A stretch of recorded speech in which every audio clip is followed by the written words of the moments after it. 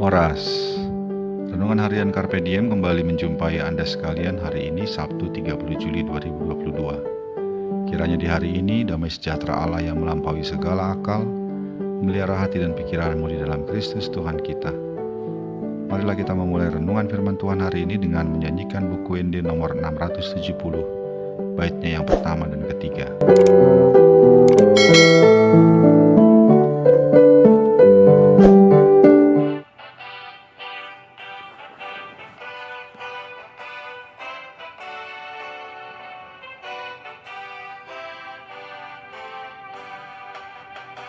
Terbiji suara juju, tungas masundang me, untuk perbigu dina hulumi, tungas masundang me, tungas paberikan oleh kandungai nama dumi, tungas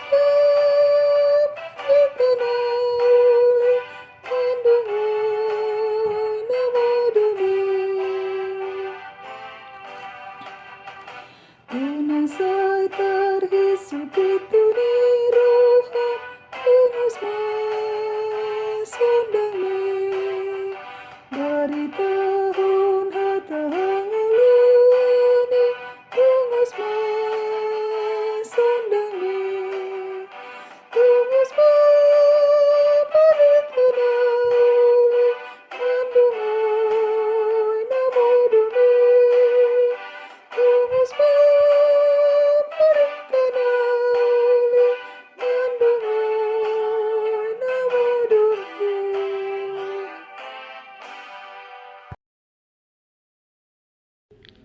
Firman Tuhan hari ini adalah yang tertulis dalam Mazmur 78 ayat yang ketiga dan keempat.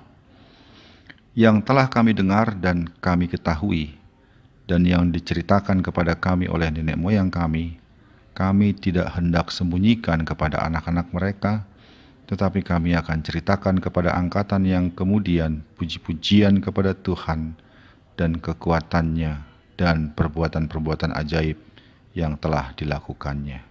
Demikianlah firman Tuhan.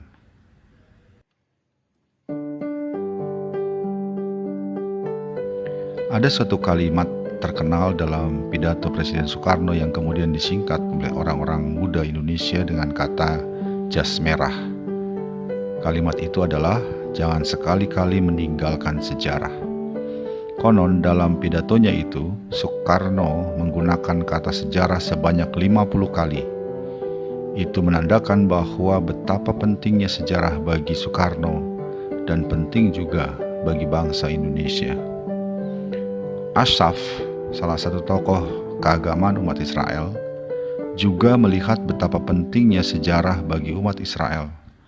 Dan karena itu ia menuliskan nyanyian pengajaran yang mengingatkan umat untuk melihat dan mengingat bagaimana Allah bekerja dalam sejarah kehidupan umat, mulai dari nenek moyang mereka, Yakub. Bagaimana Allah menunjukkan kekuatannya di hadapan umat dan nenek moyang mereka, dan perbuatan-perbuatan ajaib dari Allah yang menyertai perjalanan sejarah umat sejak dahulu kala. Sejarah perbuatan Allah itulah yang membentuk jati diri mereka, yaitu umat kepunyaan Allah. Dan karena itu tidak boleh dilupakan. Maka sejarah perbuatan Allah itu tidak boleh disembunyikan atau ditinggalkan, namun harus diceritakan kepada anak-anak mereka dan kepada angkatan-angkatan yang kemudian. Sahabat Carpe Diem yang dikasihi Tuhan, identitas kita saat ini dibentuk melalui perjalanan sejarah sebagai umat Kristen.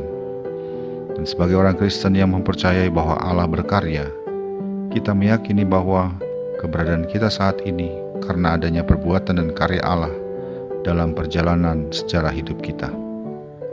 Kita harus dengan rendah hati mengakui itu, bahwa adanya kita seperti saat ini bukan karena kuat dan kehebatan kita, namun karena Allah bekerja dan melakukan perbuatan-perbuatan ajaib di dalam perjalanan sejarah hidup kita hingga saat ini. Sejalan dengan itu, sejarah hidup yang di dalamnya Allah berkarya itu tidak boleh kita simpan saja dalam ingatan. Namun itu sangat perlu untuk diceritakan kepada anak cucu dan generasi kita mendatang. Dengan itu, identitas diri sebagai bagian dari umat yang dikasihi Allah terbentuk dalam diri mereka. Dan itulah yang membuat mereka selalu dapat percaya kepada Allah dan juga berjumpa dengan Allah melalui karya dan kekuatan Allah dalam sejarah hidup mereka sendiri. Sudahkah Anda menceritakan karya Allah dalam hidupmu kepada anak dan cucumu? Amin.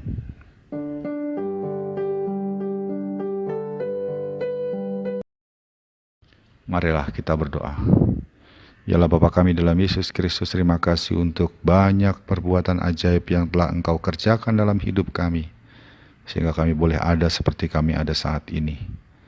Biarlah firman Tuhan hari ini mengajar kami dan mendorong kami untuk menceritakan karya-Mu itu menjadi bagian dalam kehidupan anak dan cucu kami, dan pada akhirnya menjadi puji-pujian bagi nama-Mu. Dalam Yesus Kristus kami berdoa. Amin. Kasih karunia dari Tuhan kita Yesus Kristus, anugerah dari Allah Bapa kita dalam persekutuan dengan Roh Kudus menyertai engkau sekalian. Amin.